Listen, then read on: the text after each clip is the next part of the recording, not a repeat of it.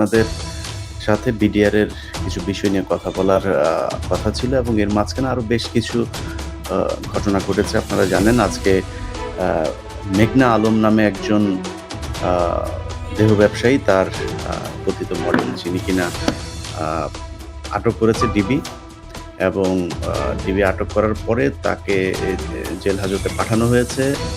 তার সহযোগী আরেকজনকেও গ্রেপ্তার করা হয়েছে। সম্ভবত পুলিশ এখনো পর্যন্ত তাকে সোন অ্যারেস্ট দেখিয়েছে কিনা আমি জানি না।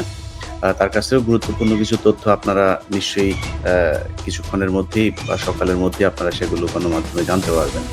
এখন প্রশ্ন হচ্ছে যে ডিবি প্রধান কে সরিয়ে দেওয়া হয়েছে তার পদ থেকে।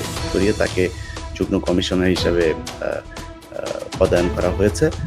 যদিও ডিবি প্রধানের পদে এখন পর্যন্ত কাউকে বসানো হয়নি। আমি আপনাদের একটা বিষয় জানিয়ে রাখি। খোদা বক্স চৌধুরী নামে একজন, যিনি ব্যাপক পাওয়ারফুল এই সরকারের। ওনার পরিচয়টা একটু আপনাদের দিয়ে রাখি এবং ওনার কারণেই যতটুকু আমার কাছে তথ্য এসছে যে তিনি মূলত আইজিপি, ডিএমপি কমিশনারদেরকে পাশ কাটিয়ে তারপরে তিনি তার ক্ষমতা বলে ডিবি প্রধানকে তার পদ থেকে সরিয়েছেন। তার ইন্টারেস্ট কি? এক নম্বর ইন্টারেস্ট হচ্ছে যে তিনি হচ্ছে সেই ব্যক্তি, আপনাদের মনে আছে কিনা, ওসি প্রদীপ যেদিন মেজর সিনহাকে খুন করেন সেদিন একটা ফোন রেকর্ড ফাঁস হয়েছিল একজন কর্মকর্তার কাছে। তিনি ওসি প্রদীপ ফোন করে তারপরে বলছিলেন, স্যার আমি এখন কি করবো, স্যার আমাকে বাঁচান। তিনি বাঁচানোর আশ্বাস দিচ্ছিলেন। সেই ব্যক্তির নাম হচ্ছে আল্লাহ বক্স চৌধুরী। তো এই আল্লাহ বক্স চৌধুরী আর খোদা বক্স চৌধুরী, এই ভারতীয় দালালেরা এই জায়গায় এসে বসলো কিভাবে, আমার প্রশ্ন হচ্ছে প্রথমে সেইটা। সেই ওসি প্রদীপকে বানানো আল্লাহ বক্স চৌধুরীর ভাই খোদা বক্স চৌধুরী এখন যিনি চিন্ময়কে আটক করলেন সেই ডিবি প্রধানকে সরানোর জন্য তিনি উঠে পড়ে লেগেছেন। এবার আপনারাই বিচার করে দেখেন। প্রথম কথা হচ্ছে মেঘনা আলম, এটা খুব সেন্সিটিভ একটা ব্যাপার। কারণ মেঘনা আলম কাকে ব্ল্যাকমেল করেছে? সৌদি রাষ্ট্রদূতকে। সৌদি রাষ্ট্রদূতের কাছে 5 মিলিয়ন টাকা চেয়েছে। 5 মিলিয়ন টাকা আসলে ডলার কেউ আসলে এইভাবে চাঁদাবাজি করে না। তিনি পুলিশের কাছে এখন পর্যন্ত যে তথ্য পুলিশ কনফার্ম হয়েছে 1.2 মিলিয়ন ডলার সেই ব্যক্তি দিতে রাজি হয়েছিল। তারপরেও তিনি অনর 5 মিলিয়ন ডলারই তার লাগবে। এরপরে বাধ্য হয়ে সৌদি সে রাষ্ট্রদূত পুলিশের দ্বারস্থ হন এবং কমপ্লেন করেন। সেই কমপ্লেনের ভিত্তিতেই মেঘনা আলমকে করা হয়। তো আমরা দেখেছি যে আসিফ নজরুলেরও খুব কষ্ট লেগেছে মেঘনা আলমকে কেন এত দ্রুত আটক করা হলো। তিনি বক্তব্য দিয়েছেন তাকে যথাযথ আইন মেনে তারপরে তাকে আটক করা হয়নি। আসিফ নজরুল এখন সবখানে খুব আইন খুঁজেন, শুধুমাত্র তিনি যে পদটাতে বসেছেন সেইখানে বেআইনিভাবে বসে। তো এখানে যেটা আসিফ নজরুলের এই বক্তব্যের পরে আমার যেটা মনে হয় সেটা হচ্ছে যে সৌদি রাষ্ট্রদূত বাংলাদেশে যদি কোনো বিপদে পড়ে, সৌদির সাথে বাংলাদেশের যদি কোনো সমস্যা হয়, সম্পর্কে যদি কোনো ধরনের খারাপ কোনো পর্যায়ে পৌঁছে, সেটাতে লাভবান হবে কারা? বাংলাদেশের সাথে সৌদি আরবের বিশাল শ্রমবাজার। সেই শ্রমবাজার যদি ধ্বংস হয় তাহলে বাংলাদেশের শ্রমবাজার যদি পাঠানো যদি বন্ধ হয়, ভারত সেই সুযোগ নেবে, পাকিস্তান সেখানে লোক পাঠাবে, শ্রীলঙ্কা লোক পাঠায়। তাহলে আপনাদের বুঝতে হবে যে কাদের হয়ে তারপরে মেঘনা আলম এই সৌদি রাষ্ট্রদূতকে এভাবে জিম্মি করতে চেয়েছে, তাদের সাথে আমাদের সম্পর্ক নষ্ট করতে চেয়েছে। 1.2 মিলিয়ন ডলার মেঘনা আলমের মতো একজন মানুষ খাদ্য যোদ্ধার জন্য অনেক টাকা। তো তাদের মতো এই ধরনের এই আপনার কি বলে নিষিদ্ধ পল্লীর এরা আপনার 1.2 মিলিয়ন ডলার নেয় নাই, তাকে 5 মিলিয়নই দিতে হবে, এর জন্য প্রেশার দেওয়া তাদের সাথে। এটা কেন করা হয়েছে? এটা করার একমাত্র কারণ যারা ভারতীয় চর এখনো পর্যন্ত এই সরকারের ভেতরে আছে তাদের হয়েই তারা কাজ করছে এবং তাদের কারণেই সৌদির সাথে আমাদের সম্পর্ক নষ্ট করতে চায়। এটা আপনাদেরকে জানিয়ে রাখলাম, শুধু এতটুকু বলি যে আমরা মনে করি যে ডিবি প্রধানের সবচাইতে বড়, যদি কারো কাছে কোনো সমস্যা থাকে, ডিবি প্রধানের ব্যাপারে কোনো কমপ্লেইন থাকতে পারে, সেটা তাদের ব্যাপার। কিন্তু আমি আমার জায়গা থেকে আমার যে সমস্যা ডিবি প্রধানের, মনে করেন ডিবি প্রধানের যদি নাকি কেউ কোনো সমস্যা পেয়ে থাকে, ডিবি প্রধানের জায়গায় আরেকজন আসবে, একজন আল্লাহ নিজে দুনিয়ায় পাঠাবেন নবুয়ত নিয়ে আসবেন আর তিনি এসে ডিবি প্রধানের পদে বসবেন। এরকম একজন যদি পান তাহলে বসায় দেন। কিন্তু ডিবি প্রধানকে আমি জাজ করি যেটা দিয়ে, সেটা হচ্ছে এই ডিবি প্রধান তিনি, যিনি কিনা চিন্ময় এই কৃষ্ণকে আপনার আটক করেছে। ভারতীয় দূতাবাস, ভারতীয় পররাষ্ট্র মন্ত্রণালয় সব জায়গা থেকে চাপ দেওয়ার পরেও এই চিন্ময়কে এই ডিবি প্রধান আটক করেছেন। সেই ঘটনার পর থেকে ডিবি প্রধানের ছেলেমেয়েরা এখন পর্যন্ত স্কুলে যেতে পারেন না। তো এই ঝুঁকিগুলো তো তারা নিয়েছে। মেঘনাকে তো আটক করেছে, 2 দিন আগে মোর্শেদকে আটক করেছে তো। 2 শতাধিক এমপি, মন্ত্রী, সাবেক সচিব, সাবেক ভিআইপি লোকজনকে আটক করেছে এই ডিবি প্রধান থাকা অবস্থায়। তো এটা জানিয়ে রাখলাম আর কি, দেশের মানুষের জানা উচিত। আমাদের কথায় হয়তো অনেক কিছু হবে না, আমরা বলাতে হয়তো অনেক সময় উল্টোটাও হবে। আপনাদের জানিয়ে রাখলাম, এটা জেনে রাখা উচিত যে কারা কি করছে, কারা সরকারের ভেতরে কি চাচ্ছে। সেটা কয়দিন পরে দেখবেন যে চিন্ময় ছাড়া পেয়েছে, হ্যাঁ।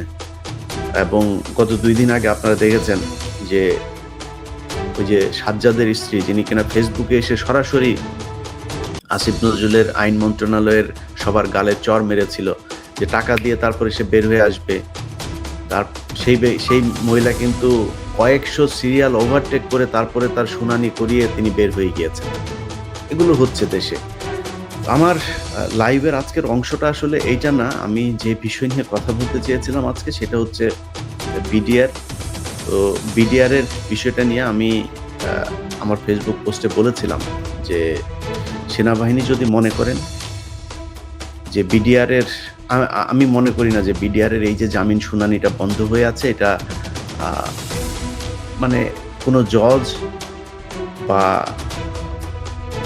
এই মানে বিচারের সাথে সংশ্লিষ্ট যারা তারা করছে বলে আমার মনে হয় না।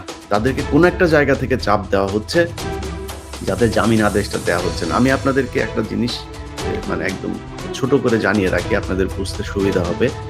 বিডিআরের যে সদস্যরা যাদেরকে জেলখানায় নেওয়া হয়েছে, এই ব্যক্তিদের ভেতরে মনে করেন আমরা শেখ হাসিনার বিচার মানি অথবা শেখ হাসিনার বিচার মানি না। আমি দুইটা দিকেই 2 যুক্তিতে আপনাদের সামনে উপস্থাপন করছি।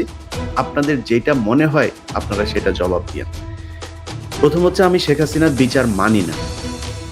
যদি বিচার না মানি, শেখ হাসিনাকে যদি আমি বিশ্বাস না করি, তাহলে শেখ হাসিনার সময়ে যারা আটক হয়েছে তারাও নির্দোষ। একবারে মানে খুব সহজ ভাষায়, আচ্ছা মনে করেন তারা নির্দোষ না সবাই, কেউ কেউ হয়তো দোষী আছে, আচ্ছা সেইটাও নতুন করে তো তদন্ত হতে হবে। সেই তদন্তের জন্য একটা কমিশন তৈরি করা হয়েছে। সেই কমিশনটা কাজ করছে, আমার বিশ্বাস কমিশন ভালো একটা রিপোর্টই দিবে। এখন এই কমিশনের রিপোর্ট দেওয়ার সময়টাতে সেই মানুষগুলোকে জামিন দেওয়া যেত 16 বছর। আপনি তো জানেন না তারা অপরাধী কি অপরাধী না, মানে 50-50। শেখ হাসিনার সময় এরা কিছু মানুষ অপরাধী থাকতেও পারে, নাও থাকতে পারে, তার মানে 50-50। 16 বছর জেল খাটলো, তাহলে 16 বছর জেল খাটে মানুষগুলোকে আপনি কয়টা দিন বাইরে রাখতে পারতেন। এরপর আবার ধরে নিয়ে ফাঁসি দিয়ে দেন। যদি কমিশন যদি বলে যে তারা আসলে অপরাধী, তাদেরকে ফাঁসি দিয়ে দিতেন। আচ্ছা, তাদের কাউকে ছাড়লেন না। এখন নতুন করে বিচারের মনে করেন শুনানি হইলো, এই পক্ষ ওই পক্ষ শুনানি শেষে আপনি জামিন আদেশটা দিবেন। এই জামিন আদেশ দেওয়ার কথা আজ থেকে 3 মাস আগে বলা হইলো। এরপরে বিচারকের একদিন পাতলা পায়খানা, একদিন পিরিয়ড, একদিন এক এক জিনিস হচ্ছেন ওনার। এই বিচারকের এক এক সময় এক এক অসুস্থতা নিয়ে তিনি ঠিক শুনানির আগের দিন মানে শুনানির দিন সকালবেলা জানিয়ে দিচ্ছেন যে তিনি আসতে পারবেন না, তিনার পাতলা পায়খানা হয়েছে। বাংলাদেশে 5 তারিখের পরে এই বিডিআরের সাথে যে মশকরা করা হচ্ছে, এই মশকরা আর কোনো সেক্টরে করা হয় নাই। এত মশকরা আর কোথাও করা হয়নি। আপনি মনে করেন শেখ হাসিনার বিচার আপনি মেনে নিয়ে তারপর তাদেরকে আটকায় রাখছেন, কারণ শেখ হাসিনা বলেছে, শেখ হাসিনা আপনাদের আম্মা হয়, আপনার আম্মার কথা শুনে আপনি তাদেরকে জেলখানায় রাখবেন।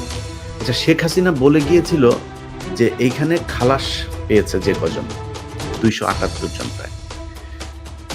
এই যে 278 জন খালাস পেল, আচ্ছা খালাস পাওয়ার পরে তাদেরকে আপনি কোন আইনে আটকে রাখছেন? তাদেরকে তো ছাড়বেন। মনে করেন আপনি শেখ হাসিনার বিচার মানেন, সেই মানুষগুলোকে ছাড়েন। সেগুলোর মধ্যে মনে করেন আপনি ছাড়বেন না, সেখান থেকে অর্ধেক ছাড়লেন, 177 জন 178 জনকে ছাড়লেন। বাকি লোকগুলি কি সমস্যা করলো? কোন কারণে আপনি তাদেরকে আটকায় রাখলেন? এর মাঝখানে 3-4 জন বিডিআর এর সদস্য মারা গেল, এই মৃত্যুর দায় আপনি নেবেন? আমি ফেসবুকে ওই দিন যখন কিনা 10 তারিখে দেখলাম যে তাদের এই জামিন আদেশটা হবে না, এত খারাপ লাগলো, বিশ্বাস করেন। মানে মাঝে মধ্যে মাথা এত গরম হয়ে যায় যে যা মনে চায় তাই বলে ফেলে। তো সেনাবাহিনী তো বুঝেন না, কেয়ার করার ব্যাপার আছে, তো এরা তো বিশাল পাওয়ারফুল, এদের কোনো পাপ নাই। সেনাবাহিনী পৃথিবীতে, বাংলাদেশের সেনাবাহিনী বিশেষ করে এরা আসছেন, এরা আল্লাহর থেকে এক একজন জান্নাতের সুসংবাদ নিয়ে আসছেন। এই নিয়ে এসে তারপরে আপনার দুনিয়ায় কয়দিন থাকবেন, আবার জান্নাতে চলে যাবেন। এটা হচ্ছে বাংলাদেশের সেনাবাহিনী, আর এদের কোনো পাপ নাই। আজকে কিছু কথা বলি, বলে তারপরে বাকি কথা যারা যারা সাক্ষী প্রমাণ এদেরকে সহ তারপরে আপনাদের সামনে নিয়ে আসব। আচ্ছা, প্রথম প্রশ্ন হচ্ছে, আপনারা যারা আমার প্রথম পর্বটা দেখেছেন, সেখানে আমরা একটা জায়গা থেকে শুরু করেছি, পেছনের একটা জায়গা বাদ দিয়ে পরের আরেকটা জায়গা বাদ রেখে মাঝখানের একটা জায়গা আপনাদেরকে শুনিয়েছি। আপনাদের কারো কি মনে হয় যে বিডিআর এর সৈনিকেরা পিলখানা হত্যাকাণ্ডের সময় তাদের যে আচরণ দেখিয়েছে, আমরা তো দেখেছি, মানে একেবারে বিদ্রোহ যে হয় নাই তা তো না, পিলখানায় সেদিন বিদ্রোহ একটা হয়েছে, বিদ্রোহ উস্কে দিয়েছে কারা, বিদ্রোহের আগে পরে কি করার পরিকল্পনা ছিল, কারা কি চেয়েছে সেটা পরের কথা, কিন্তু বিদ্রোহ তো একটা হয়েছে, এটাও সত্যি কথা। আপনার সেদিনের ফুটেজগুলো যদি দেখেন, অনেক বিডিআর এর সৈনিক তারা অনেকে মুখ খুলে রেখেই কথা বলেছেন। তো ভারতীয় বাহিনী হলে তো আর মুখ খুলে কথা বলতো না, যারা কিনা এসে ওই যে পিক আপে করে এসে গুলি টুলি করে চলে, তাদের সবারই মুখ ঢাকা, তাদের চেহারা কেউই চেনে না। তো যারা কিনা মুখটুক খুলেই তারপরে প্রতিবাদ করে, এবং সেই প্রতিবাদগুলো তাদের কি, অপারেশন ডাল ভাত। তারপরে বিডিআর এই সেনাবাহিনীর অফিসারদের অনেকের বউয়ের ব্যাপারে কথা বলেছে, বউদের পেন্টি ধোয়াইতেও বিডিআরকে ইউজ করা হয়, এরকম মানে অভিযোগও আছে। কিছু হইতে না হইতে পাশার মধ্যে লাথি মারা, গালাগালি করা। সেনাবাহিনীর অফিসার এগুলো যারা জান্নাত থেকে এসছেন, আবার জান্নাতে উঠা যাবে। বিডিআর এর সৈনিক গরিব মানুষ, কয় টাকা বেতন পায়, তাদেরকে অপারেশন ডাল ভাতে আপনারা নিয়ে গিয়েছিলেন, ওদের টাকা দিয়েছিলেন, সে টাকা ফেরত দেওয়া হয়েছিল? পিলখানার যে ঘটনা, ওই ঘটনার দিন পর্যন্ত তাদেরকে টাকা পয়সা দেন নাই, কিছুই দেন নাই, ক্ষোভ তো তাদের ছিল। আচ্ছা, এখন ওনারা বিডিআর এর দোষ দেয়। বিডিআর এর যে দোষ দিবেন, বিডিআর এর আপনার যে সিকিউরিটি সেল আছে, তারা কিন্তু আপনার এই তথ্য জানিয়েছিল যে বিডিআর এর কিছু সদস্য এরকম তারা বিদ্রোহ করবে, তারা এরকম পিলখানার দরবারের দিন এই করবে। জানানোর পরে সেনাবাহিনী কিছু করে নাই। কারণ কি? কারণ ওই যেই পক্ষটা আপনার এগুলো করতে চেয়েছে, সেনাবাহিনীর ওই অফিসারগুলো তাদের সাথে, কারণ তাদের সাথে কে কে সম্পৃক্ত বলি আপনাদের। কর্নেল মুজিব, আমরা তো স্যাড মিউজিক লাগায়া কর্নেল মুজিব টুজিব, তারপরে বিডিআর এর যিনি ডিজি আছেন শাকিল সাহেব, শাকিল, আমি আপনাদেরকে ভাই বহুবার সময় দিয়েছি, বহুবার বলেছি যে এসব কথাবার্তা বলবো না, বলতে চাই না, আপনারা আপনাদের কাজ করেন নাই। আপনারা যদি মনে করেন যে বিডিআর এর লোকজনের সব ফাঁসি দিয়ে দিবেন, ফাঁসি দিয়ে দেন, যান, আপনাদের যা মনে চায় করেন। এই কর্নেল মুজিবের স্ত্রী, এমন কোনো ধান্দাবাজি নাই যেটা সে করে না।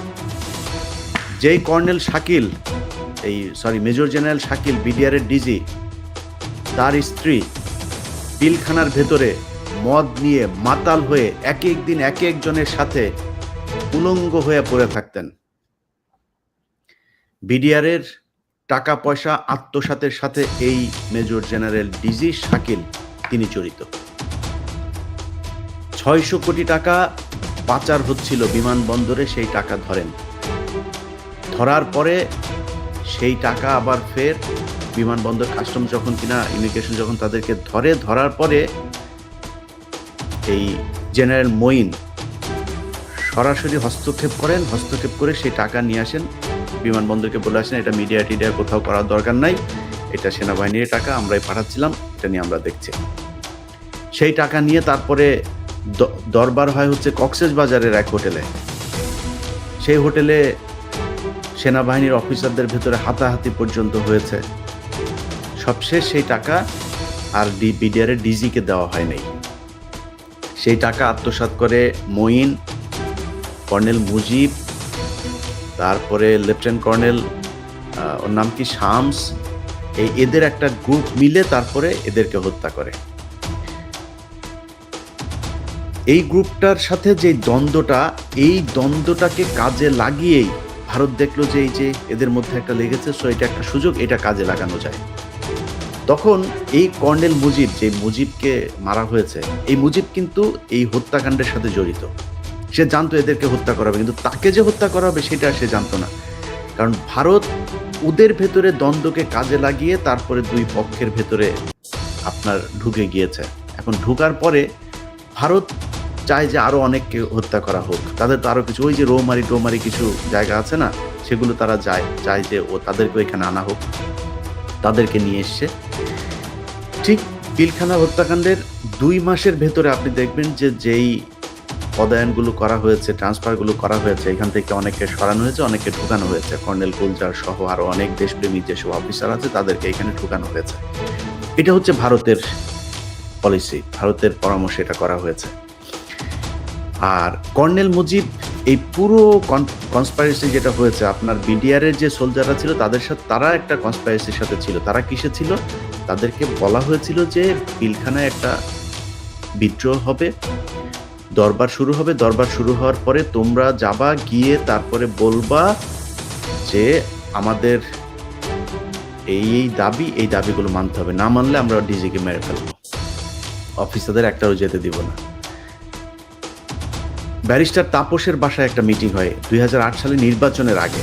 সেই মিটিংয়ের ভিতরে শেখ হাসিনা নিজে তাদের সাথে ফোনে কথা বলেছেন এবং এই বিডিআরের যে সদস্য তাদেরকে আশ্বস্ত করেছেন যে তোমরা যা আমাদের এই তাপস এবং নানক যে আদেশ দিবে তোমরা এই আদেশ অনুযায়ী কাজ করবা। আমি যখন কিনা তোমরা বিডিআরের ডিজিকে ধরবা, গান পয়েন্টে নেয়ার পরে আমি তারপরে কিছুক্ষণ পরই যাবো পিলখানায়, গিয়ে তোমাদের সব দাবি দেওয়া মেনে নিব এবং এই বিডিআর অফিসারদেরকে আমি সাথে করে নিয়ে আসবো। এরপর থেকে তোমরা স্বতন্ত্র একটা বাহিনী হবা, এখানে আর্মির অফিসারদের আর কোনো থাকবে না। এই মূলা ঝুলিয়ে তাদেরকে আশ্বস্ত করা হয়। তো বিডিআর কি জানে? বিডিআর জানে এখানে কোনো রক্তপাত হবে না, কিছুই হবে না, যেহেতু কোনো অফিসারের কাছে কোনো অস্ত্র থাকবে না। বিডিআরের সদস্য একটা অস্ত্র নিয়ে যেয়ে তাদেরকে জিম্মি করবে, তাদেরকে শেখ হাসিনা এসে নিয়ে যাবে, দাবি দেওয়াই হবে, বিডিআরের অধীনে বিডিআর চলবে। এই হচ্ছে বিডিআর জানে। বিডিআরকে কিন্তু কোনো হত্যাকাণ্ড, কোনো কিছুর ব্যাপারে তাদেরকে জানানো হয়নি এবং বিডিআরের কেউ এটার ব্যাপারে জানে না। জানে কারা? এই কর্নেল মুজিব সহ এই কয়েকটা, এই যে শামস টামস, এরা জানে। এখন এদের উদ্দেশ্য কি? এদের উদ্দেশ্য হচ্ছে ওই যে আপনার এই যে 600 কোটি টাকা অপারেশন ডাল ভাতের মেরে দেওয়া যে টাকা, সেই টাকা নিয়ে দ্বন্দ্ব, যাতে বিডিআরের ডিজি সহ এরা যাতে এটা দাবি করতে না পারে, এটা নিয়ে যাতে আর কোনো ঝামেলা না করে, পুরো টাকাটা তারা আত্মসাৎ করার জন্য একে মারতে হবে। এখন এটা হচ্ছে এদের টার্গেট। আর ইন্ডিয়ার টার্গেট হচ্ছে যেসব অফিসাররা আসলে দেশপ্রেমিক, যারা কিনা রৌমারি সহ পাদুয়া বিভিন্ন জায়গায় ভারতীয়দের বিরুদ্ধে যুদ্ধ করে জয়লাভ করেছে, ভারতের ইন্টারেস্ট যারা বাংলাদেশে বাস্তবায়ন হইতে দেয় না, এই ধরনের অফিসারদেরকে আপনার হত্যা করা হচ্ছে ভারতের পক্ষে এবং এটার মাধ্যমে সেনাবাহিনীকে ধ্বংস করা হবে, যার মাধ্যমে এই গত 15 বছর বাংলাদেশ শাসন করেছে ভারত। তো এই দুই পক্ষের মিলে আপনার যে পরিকল্পনা, সেটার বাস্তবায়ন হয়েছে হচ্ছে পিলখানা হত্যাকাণ্ডের দিন। এখন মুজিবকে কেন মারা হলো? মুজিবকে মারার কারণ হচ্ছে মুজিব তো জানে এই যে এই ঘটনাগুলো ভারত এবং এই যে পক্ষের সাথে তো যোগসাজশ করিয়ে দিয়েছেন তিনি।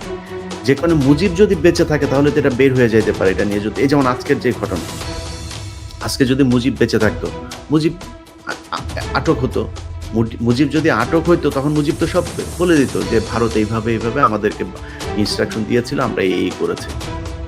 যেই কারণেই মুজিবকে মেরেছেন। এবং মুজিবকে কারা মারলেন? ওই যে আপনাকে যেটা বললাম শুরুতেই, যে পিকআপে করে যারা মুখোশ পরে এসেছিল, এরা হচ্ছে মূল কিলার গ্রুপ।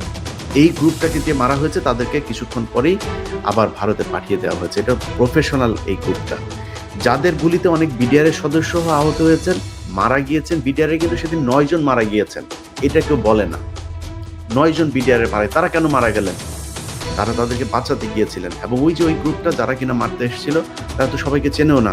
যারা গুলি করেছে, যারা যারা ছিল সবাইকে মেরে ফেলেছেন। আচ্ছা, তার মানে হচ্ছে বিডিআর এর ভেতরে একটা ক্ষোভ ছিল, যেই ক্ষোভের কারণেই তারা চেয়েছিল আর্মি অফিসার যেন এখানে না থাকে। তাদের সেই ক্ষোভ কি শোনা হয়েছে এখন পর্যন্ত? তারা যে অভিযোগগুলো করেছে, সেই অভিযোগগুলো কি সব মিথ্যা কথা? যদি মিথ্যা না হয়, সেটার জন্য কিচ্ছু করা হলো না। তাদের পোশাক পাল্টাইলেন, তাদের নাম পাল্টাইলেন, তাদের জেলে নিলেন, ফাঁসি দিচ্ছেন, মেরে ফেলছেন, নির্যাতন করে মারলেন। আমি গ্যারান্টি দিয়ে বললাম, বাংলাদেশের প্রতিটা মানুষকে, আপনার এলাকায়, আপনার বাড়ির আশপাশে, আপনার জেলায়, আপনার পরিচিত কোথাও যদি শোনেন বিডিআর এর কোনো সদস্য আছে যিনি জেল খেটেছেন, গিয়ে দেখেন সবার এই পায়ের কোমরের নিচে যদি আপনি যান, সবার পায়ের এই এই এই এই এই হাড়ের ভেতর দিয়ে ড্রিল মেশিন ঢুকানো হয়েছে। যান, সবার কাছে যায় দেখেন, আপনাকে দেখাবে। আমার কাছে অনেকগুলো ছবি আছে। এই সোশ্যাল মিডিয়ার যে রেস্ট্রিকশনস, এগুলোর কারণে এগুলো দেখানো যাবে না। এরকম অবস্থা, মাংস কাটা কেটে সেটার ভেতর ঢুকে অন্তত 50% বিডিআর এর সদস্য তাদের যৌন শক্তি শেষ করে দেওয়া হয়েছে এই আর্মিরা নির্যাতন করে। তাদের কোনো বিচার হবে না? আপনারা সব সহি হয়ে গেলেন, আপনাদের নিয়ে কিছু বলা যাবে না। আমি ইলিয়াস যতদিন বেঁচে আছি, যতদিন বলতে পারবো মুখ দিয়া, ততদিন এগুলি বলে যাব। আপনারা মনে করার কোনো কারণ নাই যে আপনারা বিশাল পাল ফালানো কিছু হয়ে গেছেন, যে আপনারা যা মনে চায় তাই করবেন, আপনাদের বিরুদ্ধে কেউ কিছু বলতে পারবে না। আপনারা নিজেদের দোষ ঢাকার জন্য আজকে এই বিডিআর এর এই নিরীহ সৈনিকদেরকে আপনারা মারছেন। খোঁজ নিয়ে যায় দেখেন কেন এই কথাগুলো কেন বলি। আমার তো এখন সরকারের সাথে আসলে এই সেনাবাহিনী এত প্রভাবশালী, এদের সাথে তো এই দ্বন্দ্ব বাঁধানোর দরকার নেই। আর ভাই, এখান থেকে বের হইতে পারি না। আপনি এই পরিবারগুলোর কাছে যান, পরিবারগুলোর অবস্থা দেখেন। এক একটা পরিবার না খায় মরছে, বউ নাই, বাবা মা মারা গিয়েছে, ভাই বোন খবর নেয় না, জেলখানায় কোনো খোঁজ নাই, ওষুধ খাওয়ার পর্যন্ত কোনো ব্যবস্থা হয় না এই জেলখানার ভেতরে। গত 5 তারিখের পর থেকে তাদের সাথে কিছুটা নমনীয় অবস্থায় আছে জেল কর্তৃপক্ষ। এর আগে তাদের চিকিৎসা হইলে এমনভাবে তাদের চিকিৎসা প্রক্রিয়া নেওয়া হইতো। ওইখানে একজন ডাক্তার ছিল, এই ঘটনার সাথে হাসপাতালের যে চিকিৎসক তাদের চিকিৎসা দেয় নাই, সে দায়ী। এই হাসপাতাল এই 25 তারিখের পর থেকে যত কয়জন আপনার বিডিআর এর মারা গিয়েছে, এদেরকে যে ডাক্তারের সার্টিফিকেট, আপনার পোস্টমর্টম সার্টিফিকেট, এদেরকে যে ডাক্তারের কাছে নিয়ে যাওয়া হতো, যে হাসপাতালে নিয়ে যাওয়া হতো, সব কয়টা এই কিলিং এর সাথে জড়িত। এগুলো কমিশনের তদন্তে বেরিয়ে আসবে। আপনারা বাঁচতে পারবেন না, আপনারা চাইলেও বাঁচাইতে পারবেন না। আমার কথা হইলো যে ভাই, আরে ভাই, আপনারা সেনাবাহিনী, আপনারা তো দেশপ্রেমিক, আপনারা অনেক ভালো, দুদকের চাই অনেক ভালো, পুলিশের চাইতে অনেক ভালো, বিজেপির চাইতে অনেক ভালো, অনেক ক্ষেত্রে আপনারা অনেক ভালো। আমরা আপনাদেরকে ভালোবাসতে চাই। আপনারা কি চান? আপনারা আসলে মানুষের ভালোবাসা পাইতে চান। আপনাদেরকে বারবার বলা হচ্ছে, আপনি এই দায় নিচ্ছেন কেন? আপনি তো পিলখানা হত্যাকাণ্ডের সাথে জড়িত না, আপনি তাদের টর্চার করেন নাই। আপনারা এখন যে অফিসারগুলো আছেন, ওয়াকার থেকে শুরু করে এখন এই যারা আছেন, আপনাদের এর সাথে জড়িত না। তো সমস্যা কি? আপনারা এটা দায় নিচ্ছেন কেন? আপনারা সেনাবাহিনীর সবাইকে বাঁচাইতে চাচ্ছেন কেন? আপনারা সেনাবাহিনীর কিলারদেরকে বাঁচাবেন, আপনারা এই যারা সেনাবাহিনীর অফিসারদেরকে যারা গুম করলো, জেলে পাঠাইলো, বিদেশ পাঠাইলো, চাকরিচ্যুতি করলো, তাদেরকে বাঁচাইতে চান কেন? আপনাদের এখন যারা আছেন, তারপরে আপনাদেরকে নিয়েও কিছু বলা যাবে না। সেই দিন বাংলাদেশে নাই তো। আপনারা সেনাবাহিনী নিয়ে কিছু বললে আপনি উঠায় নিয়ে যাবেন, সেই দিন নাই ভাই। এখন বহু মাধ্যম আছে, যে মাধ্যমে মানুষ এগুলো বলে ফেলবে। সো এখান থেকে বাঁচতে পারবেন না। আপনাদেরকে আমি বৃহস্পতিবার যখন এটা হলো, আমি বললাম যে রোববারের ভেতরে তাদের কি করবেন। আপনি জামিনাদেশ দিচ্ছেন না। আরে ভাই, একজন আইনজীবীর কাছে জিজ্ঞেস করেন, ন্যূনতম আইন সম্পর্কে যেমন এরকম একটা মানুষের কাছে জিজ্ঞেস করেন, একটা মানুষের জামিন আদেশ দেওয়ার জন্য 3-4 মাস তাদেরকে ঘুরানো যায় কি না। একজন আইন সম্পর্কে মিনিমাম ন্যূনতম জ্ঞান যারা আছে, আপনি জিজ্ঞেস করেন একজনের কাছে, এটা করা যায় কি? আপনি তাদেরকে আটকায় রাখতেছেন কিসের জন্য? তাদেরকে বাঁচাইতে চান। 7 মাস 8 মাস হয়েছে বিডিআর এর জন্য এই দেশ স্বাধীন হয় নাই। আপনার কি বিশ্বাস হয় না? আল্লাহর কসম করে বললাম, আল্লাহর কসম করে, যতটুকু এদের ব্যাপারে জেনেছি, এই মুহূর্তে জেলখানায় যে মানুষগুলো আছে, যদি কম হয়, যদি একদম কমও হয়, 80% মানুষ নির্দোষ, একদম নিষ্পাপ, কিচ্ছু জানে না। এবং কত শুধু নিষ্পাপ যে তা না, এরা প্রচন্ড কি বলবো, যে মানে অন্যায়ের সাথে মানে কোনো ধরনের আপোষ তারা করে না। কেন জানেন? বিডিআরের ভেতর অনেক সাক্ষী আছে। এই বিডিআরের ২টা গ্রুপ আছে কিন্তু। একটা কল্যাণ পরিষদ, আরেকটা আবার আছে যেটাকে ওরা বলে সাক্ষী গ্রুপ। এই সাক্ষী গ্রুপ হচ্ছে বিডিআরের যারা সাক্ষী দিয়েছে। সাক্ষী কারা দিয়েছে জানেন? সাক্ষী দিয়েছে, হ্যাঁ আমি দেখেছি হচ্ছে গিয়ে বিডিআরের ৩ নাম্বার গেটের ওইখানে একজন দাঁড়িয়ে ছিল, উনি ৫ নাম্বার গেটের ওইখানে দাঁড়িয়ে থেকে তারপরে দেখেছেন উনি ওইখানে বসে একজনকে গুলি করছেন। তো ৩ নাম্বার থেকে ৫ নাম্বার গেটের দূরত্ব কতটুকু এটা যায় খোঁজ নেন। হোটেল আম্বালার সামনে থেকে তিনি দেখেছেন দরবার হলের ভেতরে তিনি করেছেন, আরেকজনকে মারছেন, এক নারীকে ধর্ষণ করছেন। এই হচ্ছে সাক্ষী। এই সাক্ষীর ভিত্তিতে বিডিআরের বিচার হয়েছে। এখন এই যে বললাম যে এরা শুধু নিষ্পাপ না, এরা প্রচন্ড দেশপ্রেমিকও, অন্যায়ের সাথে আপোষ না করা মানুষ। কারণ হচ্ছে এই মানুষগুলোকে আপনার করা হয়েছে কি, এই মানুষগুলোকে বলা হয়েছিল আপনারা সাক্ষী দেন, আপনারা সাক্ষী দিলে আমি আমার প্রথম পর্বে আপনারা দেখেছেন তো যে জিজ্ঞাসাবাদের ওইখানে কি জিজ্ঞেস করা হয়েছে, কি বলা হচ্ছে। যাদেরকে বলা হয়েছে যে আপনারা সাক্ষী দেন, সাক্ষী দিলে কিছু বলেন, যে সাক্ষী দিতে রাজি হয়নি সে বলে আমি দেখি নাই, আমি দূর থেকে, আরে ভাই ছুটিতে ছিল, পিলখানায় ছিলই না, ছুটিতে ছিল, সে এখন ফাঁসির আসামি। জানেন আপনি? খোঁজ নেন, যান, যাবজ্জীবনের আসামি, খোঁজ নেন। ছুটিতে থাকা মানুষ, ছুটিতে ছিল, চাকরি চলে গিয়েছে, ৫ বছর ৬ বছর জেল খেটে তারপরে বসিয়ে রেখেছে, নির্দোষ, চাকরি ফেরত পায়নি। এটা কোন আইন? এর কোনো আইন হইল নাকি? তো আপনার যদি মনে হয় এইসব দেখে আমাদের গায়ে আগুন জ্বলবে না, তাহলে তো আর গত ১৫ বছর আমরা চুপ করে থাকতাম। আমার সমস্যা ছিল কি? আমি ২০১৪ সালের ৫ জানুয়ারি নির্বাচনে যদি শেখ হাসিনার সাথে এই গ্যাঞ্জামে না যাইতাম, যদি নির্বাচনের দিন অন্য আমার তো ডিজিএফআই নিয়ে গিয়ে তার বলেছে যে প্রথম যখন ফোন করেছে সকাল ৯টায় লাইভ করি, ১১টায় ফোন করেছে আবার এই যে কমান্ডার তখনকার ক্যাপ্টেন হচ্ছে সোহেল, বলতেছে যে আপনি এইসব দেখাচ্ছেন কেন, ভোট কেন্দ্র খালি, পুকুরের ছবি, এই সে এগুলি দেখাচ্ছেন কেন, আপনি মানুষজন ভোট দিতে যাচ্ছে তাদেরকে দৌড়ায় ধরছেন, এরকম করছেন কেন? আমি বললাম যে এগুলি তো হচ্ছে ভাই, তাহলে কি করব? আমি যখন ভোট কেন্দ্রে ঢুকছি তখন সে দৌড় দিচ্ছে, আমি তার পেছন আমার তো ইয়েটা লাগবে, আমার তো সে তার হাতে কি ওটা তো লাগবে, আমি তার মারতে যাইনি, আমি তো এটা আনতে গিয়েছি, তা আমি কি করবো? যা হচ্ছে সেটাই তো দেখাচ্ছে। বলছে অন্য টেলিভিশন পত্রিকাগুলো যা করে আপনি দেখেন না, আপনি খালি এগুলি দেখাচ্ছেন, ২১ টিভি ছাড়া আর অন্য কিছু না, কেউ নাই নাকি? তাহলে অন্য কে কি দেখে সেটা তার ব্যাপার, আমি কি দেখি সেইটা আমার ব্যাপার, আমি আমার টেলিভিশন সেটাই চালাবে যেটা আমি দেখছি, আমি তো আরেক টেলিভিশনের রিপোর্টারের করবো না। তো সেগুলি যদি অন্য টেলিভিশনের মতো করেই চলতাম তাহলে তো আমার মামলা খাইতে হয় না। আমার তো ২০১৫ সালে ২১ টিভির আব্দুল সালামকে জেলে যাইতে হয় না, তার জেলে কনক সারোয়ারে জেলে যাইতে হয় না, আমার পালায় থাকতে হয় না, পালায় দেশ ছাড়তে হয় না, তাহলে তো ঠান্ডা হয়ে থাকতাম। আপনার কি মনে হয় এইসব দেখলে তো কষ্ট হয় রে ভাই? আমি আপনার পক্ষে কথা বললে তো আমার আরো লাভ। আমি যদি আমার সেনাবাহিনীর ডিজিএফআই পেইড এজেন্ট আছে, কারা আমরা চিনি না, পেইড এজেন্ট, পেইড ইউটিউবার যারা আছে তাদের মতো যদি নাকি কথা বলে যদি নাকি আমি তাদের কাছ থেকে সুবিধা নিতাম তাহলে তো আমারও ভালোই হইতো। আমি নেই কেন? কারণ আমি তো অন্যায়ের সাথে আপোষ করবো না, আপনি আমার মেরে ফেললেও করবো না। আমি যতদিন জীবিত আছি এই ব্যাপারে আমি কথা বলেই যাব। এখন আপনাদের কাছে অনুরোধ ভাই, দেখেন যারা মারা গিয়েছে তাদের নিয়েও বাজে কথা বলতে চাই না, আপনাদের নিয়েও বাজে কথা বলতে, আপনাদের এই সেনাবাহিনী এই দেশকে চালাইতে হবে। আমি সেনাবাহিনীর সবাইরে যদি বাদ দিতে হয় তারপরে আবার ফের সেনাবাহিনীই লাগবে এই দেশ বাঁচাইতে হইলে, এই দেশের সেফটির জন্য। তো আপনাদের কাছে অনুরোধ, আল্লাহর ওয়াস্তে এই বিডিআরের যেই লোকগুলির সাথে যেই প্রতারণা করছেন, যেই বঞ্চনা, যেই মানে নির্যাতনের শিকার এই পরিবারগুলোর কাছে যদি মিনিমাম মনুষ্যত্ব থেকে থাকে, আপনারা তো এটা বুঝবেন না। আপনাদের এইখানে এই বলে থাকেন যে কি বলে, রেপ করেছে, আর্মি অফিসারদের অনেকের ওয়াইফকে রেপ করেছে। রেপ করলে আমি সেটার বিচার চাই, কিন্তু রেপ করেছেন, যতজনকে রেপ করা হয়েছে তার চাইতে বেশি মানুষকে আপনারা প্রস্টিটিউট বানিয়েছেন। অনেক অফিসার মারা গিয়েছে, তাদের ওয়াইফদেরকে আপনারা প্রস্টিটিউট হইতে বাধ্য করেছেন। আপনাদের বিভিন্ন অফিসারদের খাটে গিয়ে তারপরে তাদের ইজ্জত নষ্ট করেছেন। মিথ্যা কথা। এগুলো যদি চান, আপনাদের লোকজনের বক্তব্য আছে, সেগুলো চালায় দেব। আপনাদের অফিসারদের বউদের বক্তব্য আছে।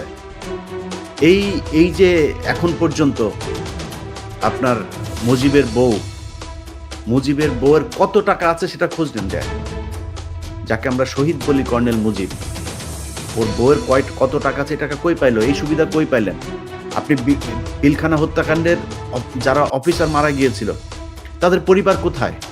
বিচার চান না কেন? অল্প কয়টা পরিবার দেখি সোশ্যাল মিডিয়াতে, আর বাকি আপনারা কই? আপনাদের তো তারপরে যে ধরেন আমার বাবা আমার ভাই যদি নাকি এইভাবে মারা যেত, আমি তো পরের দিন জাহাঙ্গীর গেটে 5 তারিখের ওই দিনই আমি জাহাঙ্গীর গেট আমি ভাঙচুর করতাম।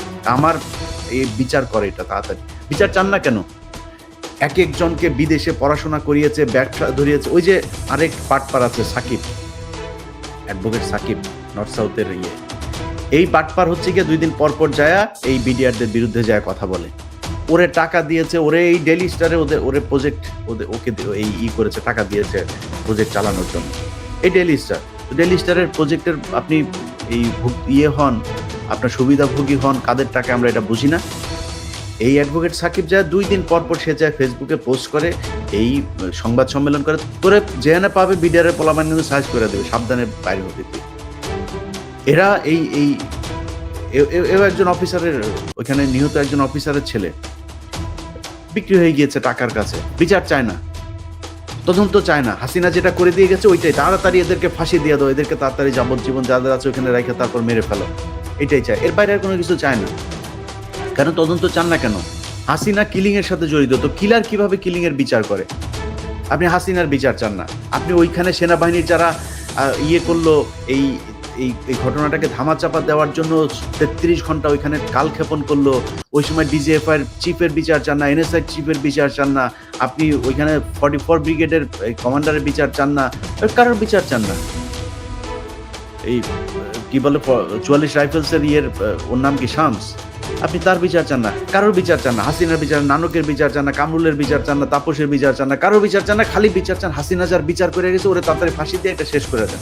কারণ কি, এখান থেকে যে মাল এসেছে এই মাল সবচাইতে বেশি খেয়েছে যে অফিসাররা মারা গিয়েছিল, সবার না, কয়েকজন অফিসারের পরিবার সবচাইতে বেশি খেয়েছে। আপনি জানেন এই যে মেজর নূর, তারে করা হয়েছে, তার স্ত্রীকে বলা হয়েছে আরেকজনের লাশ নিয়ে এসে, তার লাশও খুঁজে পায়নি, কারণ তার লাশটা সবশেষে এই তাপস নিয়ে গিয়েছিল, তাপসের গাড়িতে করে। সে লাশটার খুঁজে পায়নি, তারা আরেকজনের লাশ এনে, আমার প্রোগ্রামে দেখেছেন আপনারা এগুলি, আরেকজনের লাশ এনে বলেছে আপনি লাশটা নিয়ে নেন। টাকা দিতে চেয়েছে, চাকরি, ফ্ল্যাট দিবে, বাড়ি দিবে। কেন? কার স্বার্থে? কারে বাঁচাইতে চাইছেন? তো এভাবে তো পারবেন না আপনি বাঁচায়া। এখন সেই দিন নাই, আসলে মারা ফেলেন, টাকা পয়সা দিয়ে এনে কালু টালু আছে এদেরকে দিয়ে মারা ফেলেন, সমস্যা না। আল্লাহ যদি মানে মিনিমাম যদি নাকি 1 সেকেন্ড যদি বাঁচার যদি সময় রেখে থাকেন তাহলে বেঁচে থাকবো, নাহলে মারা যাবো। যে বালছালের ভয়টা দেখা লাভ নেই। কিন্তু যতদিন বেঁচে আছি ততদিন আপনাদেরকে এসব অন্যায় করে বাঁচতে পারবেন না। আমরা এই যে এত মানুষের বিরুদ্ধে বলি, এত মানুষের সাথে কেন করি, কিসের জন্য? আরে ভাইয়া, দেশটা ভালো কিছু হোক সেটাই চাই। এই যে এখনো পর্যন্ত যে ধরেন আসিফ নজরুলের সাথে আমার এত সমস্যা, কিসের জন্য?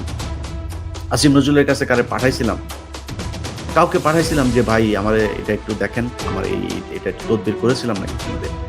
যদি তদবির কারোর কাছে করে থাকি, এই দেশের জন্য করেছে, এই দেশের স্বাধীনতা সার্বভৌমত্বের জন্য করেছে। যেই জায়গায় কোনো একদিন হয়তো বলবো, জানতে পারবেন যারা এই আমার মানে আমি কি বলবো, আমার মানে আল্লাহ হয়তো সেই সুযোগটা করে দিয়েছেন, আমার কারণে যারা মুক্ত হয়েছেন, জেল থেকে বের হয়েছেন, তাদের কাছ থেকে কোনো একদিন জানতে পারবেন যে এই দেশে সেই ছায়ানট, উদিচি, এই সিপিবি, ওইদিকে সে 500 জায়গায় বোমা হামলা, এগুলো কারা করেছে? এগুলো ভারতীয় রয়ের কাজ। যারা করেছে সেই জেএমবি থেকে শুরু করে যারা আছে তাদেরকে নিয়ে ফাঁসি দেন। এর বাইরে যারা আছে, যাদেরকে আপনি ধরে ধরে নিয়ে নামাজ পড়ে, ফজরের নামাজ পড়ে, মানুষকে আল্লাহর কথা বলেন, কোরআনের কথা বলেন, টাকনুর উপর কাপড় পরেন, দাড়ি রাখেন, কপালে দাগ আছে, এই জন্য যাদেরকে ধরেছেন, তা তো এগুলোর সাথে জড়িত না। ওই আজকে 8 মাস হলো কোনো জঙ্গি হামলা তো দেশে নাই, হয় না কেন? যদি জঙ্গি হামলা আবার যদি হয় তাহলে মনে করবেন আবার তাদের লোক করছে। কিছু লোকের ব্যাপারে বলে রাখি, এই যে সিটিটিসির প্রধান আছেন মাসুদ করিম, এটা হলো এই আওয়ামী জঙ্গিবাদের সাথে জড়িত। সে বাংলা ট্রিবিউন নতুন করে দেখবেন জঙ্গির, বিবিসি নতুন করে জঙ্গির দেখবে নিয়ে শুরু করেছে, প্রথম আলো, ডেইলি স্টার, এরা তো আছেই সাথে। 2 দিন আগে প্রথম আলো নিউজ করেছে হাত পায়ে বেঁধে কেরোসিন ঢেলে দেওয়া হয় ওই যে মাদ্রাসার সিরাজউদ্দৌলা নুসরাত হত্যাকাণ্ড ফেনীতে। কই পাইলেন এই খবর? আপনি রায় দিয়ে দিলেন, তাদের আপিল তো এখনো বাকি আছে, তাদের সব শুনানি শেষ নাকি? ফাঁসির রায় কার্যকর হয়ে গিয়েছে, আপনি পত্রিকা বললেন কেমনে? তারা আমাদেরকে সাংবাদিকতার এথিক্স শেখায়। এথিক্স আমরা অনেক ভালো জানি। আমরাও এগুলি নিয়ে পড়াশোনা করে তারপরে সাংবাদিক হয়েছি, কিন্তু তাদের কাছে তাদের প্রয়োজন যখন হয় তখন তারা এথিক্সের বাইরে যায়, রাজনীতি করে। আমরা যদি কারো ফেসবুক আপনার ফোন রেকর্ড যদি ফাঁস করি, এটাকে হচ্ছে গিয়ে ব্যক্তিগত ইয়েতে আপনার স্বাধীনতা হস্তক্ষেপ। আর ওনারা যখন করেন তখন ওইটার সমস্যা হয় না। ওনারা একজন মানুষকে ফাঁসি দিয়ে দিচ্ছেন মিথ্যা কথা বলে, সে নাকি অমুকের মেয়েকে নিয়ে রাজা এই কি বলে পাকিস্তানিদের ক্যাম্পে নিয়ে দিয়ে এসেছেন, এটা বলে ফাঁসি দিয়ে দিচ্ছেন মানুষকে। ওইটা ব্যক্তি স্বাধীনতা হস্তক্ষেপ না, ওইটা ব্যক্তি আক্রমণ হয় নাই। ওনাদের নিয়ে যখন কিছু বলবেন তখন ওনারা খুব সুশীল হয়ে যায়, খুব সুশীল সেজে তারপরে ব্যক্তি স্বাধীনতার কথা বলতে, সুন্দর সুন্দর কথা বলে। তো আমরা এগুলি নিয়ম জানি। ওনারা ওনাদের সুবিধার সময় এথিক্স শেখায়, আবার ওনাদের যখন দরকার হয় তখন এথিক্স ভঙ্গও করে। ও নিউজ করে ফেলেন বড় করে শিরোনাম দেয়া, ফেনীর একজনকেও ফাঁসি দেওয়া যাবে না। বনজের কাছ থেকে যত টাকাই খান, ইন্ডিয়ার কাছ থেকে যত টাকাই খান, ফেনীর একজনকেও ফাঁসি দেওয়া যাবে না। কারণ ফেনীর ঘটনায় যাদেরকে জড়ানো হয়েছে, এই ঘটনার পুরো তদন্ত প্রক্রিয়াটাই ত্রুটিপূর্ণ।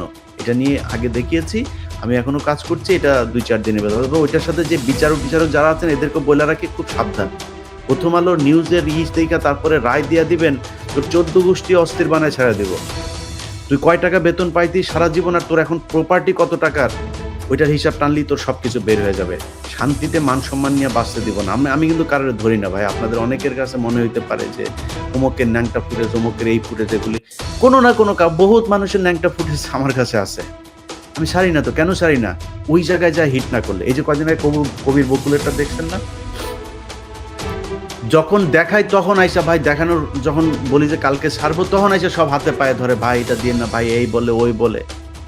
আমি তো এই আপনাদেরকে ওয়ার্নিং বহু আগে দিয়ে রেখেছি, ছাড়বো না তো। আপনারা যারা প্রথম আলো, ডেইলি স্টার এই জায়গায় যেতে না করেছিলাম, এই আন্দালিত রহমান পার্থ আছে না, আমি যেইখানে পাবো, যেই অবস্থায় যেই জিনিস পাবো ছেড়ে দেবো বলে রাখলাম। পার্থ ভাই দেখবে হয়তো, পার্থ ভাই মাঝখানে ফোনও করছিলেন, আমি এর আগেও একবার বলেছিলাম, উনি আমাকে ফোন দিয়েছিলেন, ইলিয়াস তুমি আমার এমনি বললা।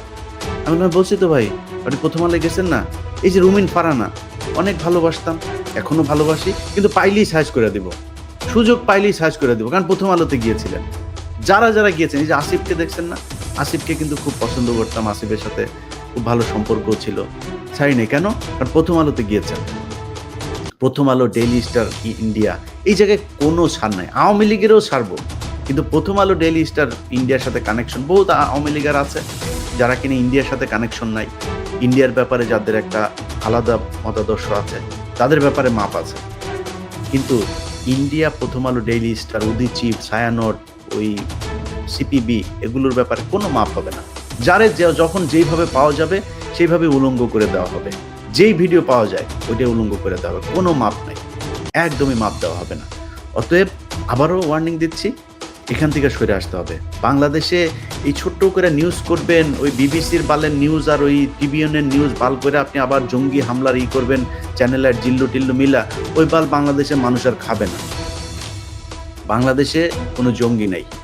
বাংলাদেশে জঙ্গি যারা ছিল তাদেরকে বিএনপি জামায়াতি সাইজ করে দিয়ে গিয়েছে।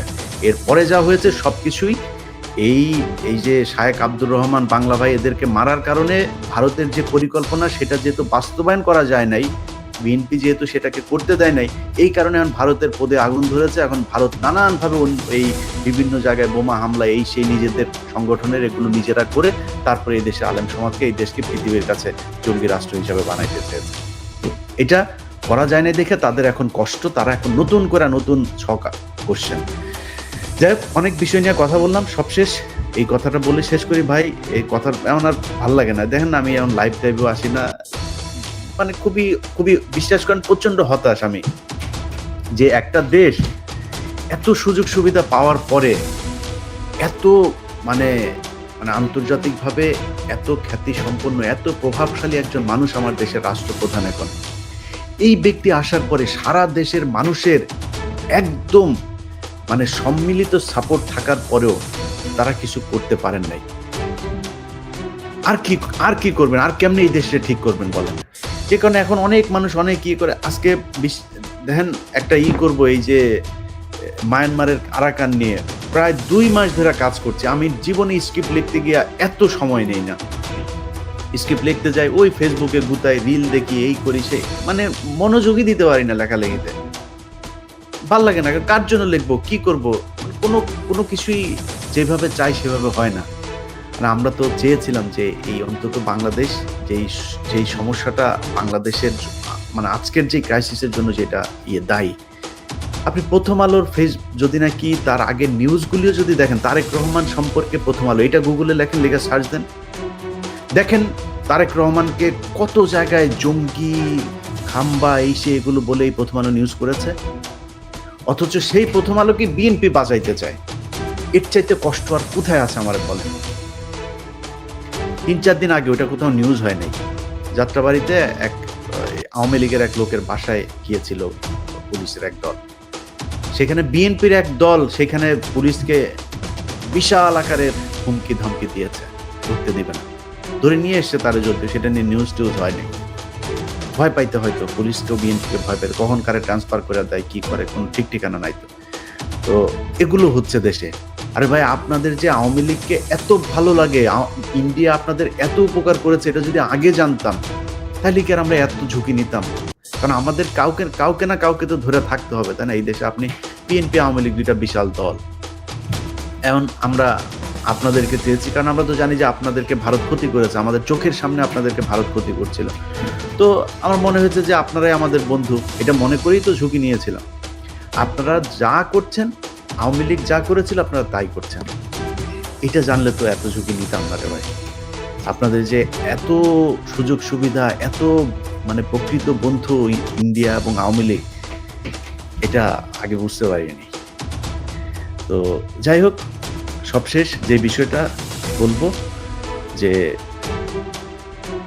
সেনাবাহিনীর আপনাদের কাছে অনুরোধ থাকবে, আপনাদের পায়ে ধরি, আপনাদের বিরুদ্ধে কথা বলতে চাই না। আপনারা যারা আছেন, আপনাদের বর্তমানে যারা ক্ষমতায় আছেন, বেশিরভাগই তো ধরে ফেলেছেন। অতএব এই দেশের মানুষ দেখতে চায় যে পিলখানা হত্যাকাণ্ডের সাথে আসলেই কারা জড়িত ছিল, বিডিআরে যারা যারা জড়িত তাদেরকে ফাঁসি দেন, কিন্তু ওভারঅল একটা থাকতে হবে। আর যেই দাবিটা আপনাদের কাছে শুরু থেকে করছি, বা এরা 16 বছর এদের মানে ভাই, আপনার কাছে তো এই ইকুইপমেন্ট আছে, তাই না? এই মানে ফ্যাসিলিটিসগুলো আপনার হাতে আছে, যান না রে ভাই, সবার তথ্য আছে সব কটা বিডিআরের পরিবারগুলোতে। 10টা পরিবারে যান, যদি মনুষ্যত্ব বোধ থেকে থাকে, ন্যূনতম মনুষ্যত্ব বোধ যদি আপনার থেকে থাকে, চোখে পানি চলে আসবে। যান পরিবারগুলোর অবস্থা দেখেন, একদম সব কটা 18,000 পরিবারের মধ্যে অন্তত 15,000 পরিবার শেষ। এদের এই দুনিয়ায় বেঁচে থেকে না থাকা কোনো আসলে যায় আসে না, এই অবস্থায় আছে। তো এই যে অবস্থা, আপনি খোঁজ নেন, যদি মিথ্যা বলে থাকি, কয়টা দিন একটু বাইরে থাকতে দেন। 16 বছর তো জেল খাটলো রে ভাই, ছাড়তে দেন কয়দিন, পাসপোর্ট জব্দ করেন, তাদের তো দরকার হয় যেই রেস্ট্রিকশন দিতে ইচ্ছা করে দেন, অন্তত বাইরে একটু আসতে দেন। কারণ আপনি তো জানেন না